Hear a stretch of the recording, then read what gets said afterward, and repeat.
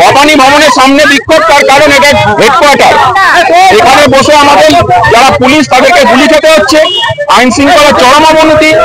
আরে ছিনতাই করে নিয়ে চলে যাচ্ছে আসামিদের, তাহলে ক্রিমিনালরা কি কন্ট্রোল করছে অ্যাডমিনিস্ট্রেশনকে? তাদেরকে কাজ করতে দিচ্ছে না রাজ্যের শাসক দল, শুধু তাদের পেছনে ঘোরানো, তাদের বাড়ির কাজ করানোর জন্য পুলিশ বসতে রাখা হয়। পুলিশকে পুলিশের মতন কাজ করতে দিতে হবে।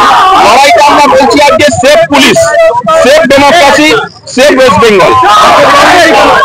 পার্লেজি এই যে একটাই বিস্কুট আছে, কম দামে সস্তায় পুষ্টিকর খাদ্য, তোদের মাথা কমবে শক্তি হবে। আইন শৃঙ্খলার চূড়ান্ত অবনতি, পশ্চিম বাংলায় জঙ্গল রাজ কায়েম হয়েছে। আপনারা দেখেছেন যে প্রত্যেক দিন যে ভাড়াটে খুনি দিয়ে যা নির্বাচিত জনপ্রতিনিধির উপর হামলা হচ্ছে, খুন করা হচ্ছে। যদি নির্বাচিত জনপ্রতিনিধিরা যদি নিরাপত্তা যদি নিশ্চিত না হয়, সাধারণ মানুষের নিরাপত্তার অধিকার কোথায় পাবে? তাদেরকে অধিকার কে দেবে? আমরা তো চাঁদ থেকে পুলিশকে আমদানি করতে পারবো না। এখানে পুলিশরাও আক্রান্ত হচ্ছে।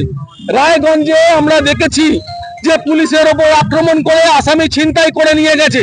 স্বাধীনতার পর পশ্চিম বাংলায় এরকম ঘটনা ঘটেনি। আজকের দিনে যে ঘটনা পশ্চিম বাংলায় ঘটছে, তার চূড়ান্ত আইন শৃঙ্খলার চরম অবনতি বলে আমরা মনে করি।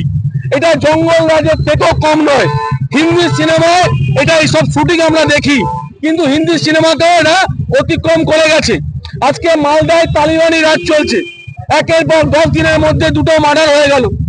আজকে আমরা দেখেছি কুলবিতে দেখেছি, আমরা ঢাকায় দেখেছি, আমরা কামারহাটিতে দেখেছি, আমরা পানিহাটিতে দেখেছি, আমরা কসবায় দেখেছি, আমরা হাওড়ায় দেখেছি, আমরা ব্যারাকপুর দেখেছি, আমরা ভাটপাড়া দেখেছি, আমরা ইসলামপুর দেখেছি।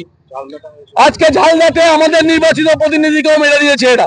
সুতরাং পশ্চিম বাংলায় আইন শৃঙ্খলার চূড়ান্ত অবনতি, তাই নিয়ে রাজ্যের পুলিশ মন্ত্রীকে অবিলম্বে ইস্তফা দিতে হবে।